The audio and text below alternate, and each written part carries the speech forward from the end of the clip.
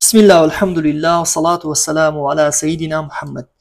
گەیشتینە بابەتی سێم لە بابەتەکانی بەلاغە، ئەویش بابەتی ئەجیناسە. جیناس لە زمانی کوردیشدا هەتانە، لە بابەتی کوردی بەواتەی ڕەگەزدۆزی دێ. جا جیناسی تاممان هەیە لەگەر غەیر تام یاخود ناقص. تام واتە تەواو، غەیر تام یاخود ناقص واتە ناتەواو. ڕەگەزدۆزی تەواو و ڕەگەزدۆزی ناتەواو، با ئەوها پێتان بڵێن.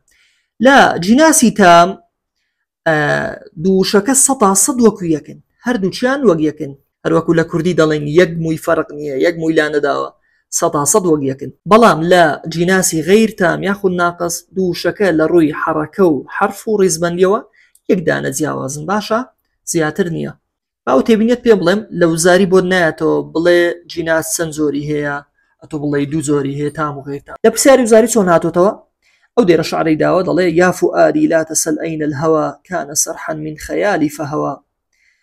دەڵێت من محسنات البديعية فيه بۆشایی چوار هەڵبژارنت دەداتێ. دەڵێ لە محسناتی بەدیعیە، کە دەڵێ محسناتی بەدیعیە یەکسەر تۆ دەزانی مەبەستی بەلاغەیە، باشە چونکە بەدیع جۆرێکە لە جۆرەکانی بەلاغە. باسم کرد بۆ لە سەرەتای بابەتی بەلاغە. چوار هەڵبژارنت دەداتێ، بێگومان تۆ سەیری ڕستەکە دەکەی. الهەوا لەگەڵ فەهەوا، هەوا و هەوا وەک یەکن و جیناس هەڵدەبژێری و تاو. هەروەها ئەوە هاتوتەوە إذا ملك لم يكن ذاهبا فدعه فدولته ذاهبة.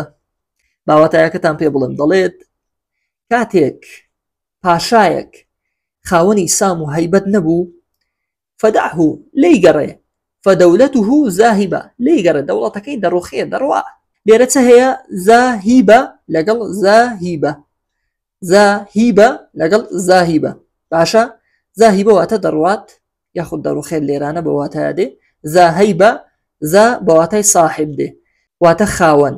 هیبە واتە هەیبەت و زەبط و ڕەبط و خاوەن کەسایەتی و خاوەن قەرار و بڕیار، هەردووچیان ذاهبة لەگەڵ ذاهبة پێی دەوترێ الجیناس.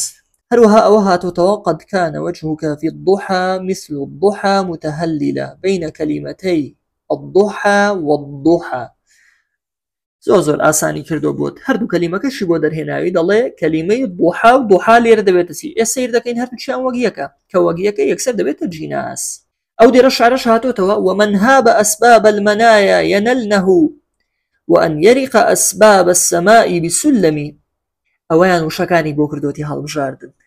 دەڵێ جیناس لە نێوان چی و چدایە. ئێمە سەیری دێرە شعرەکە دەکەین، مادەم دەڵێ جیناس دوو ئەگەرمانەیە، یاخود دوو شەکە 100% وەک یەکن، یاخود یەک وشەیان جیاوازە. سیر دەکەین ئەسباب و ئەسباب لێرە وەک یەکە، کەواتە ئەسباب و ئەسباب لە هەڵبژارنەکە نووسراوە هەڵی دەبژێرین. شێوازی شترمان هەیە بە هەمان شێوە وشەکەت دەداتێ.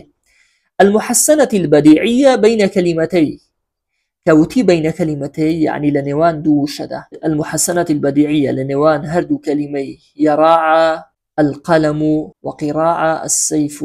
سير دكين ليرانا يراعى لقر قراعة يك بيتيان زيوازة كواتا الجيناس هەڵدەبژێرین.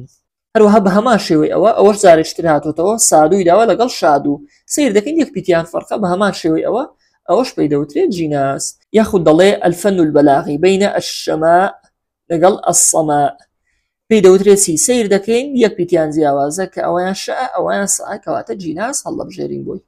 الساعة لەگەڵ ساعة، ئەوش بە هەمان شێوە جاری وهەیە ئەلیف و لامەکە حساب ناکەین، بەڵام حسابی بکەی و حسابی نەکەی لێرانە هەر جیناسە، باشە مادەم ساعة و ساعة وەکو یەکن. ئەوەش بابەتی جیناس بوو، زۆر ئاسانە.